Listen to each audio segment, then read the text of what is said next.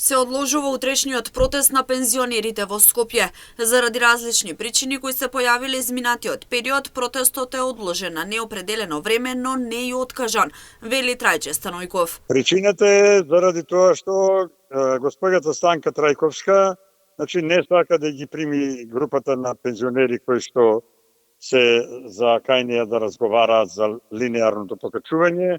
Се држи на тоа дека е процентуалното покачување тоа кое што она го застапува и заради тоа што има најавено дека поедини групи на пензионери, да ги речеме од разноразни, не знам по име како да ги кажам, така да го испровоцираат. Но и покрај одложувањето на протестот, вели не се откажуваат од нивните барања, кои очекуваат во наредниот период да бидат исполнети. Додава дека надлежните институции се на терен и се работи на исполнување на нивните барања.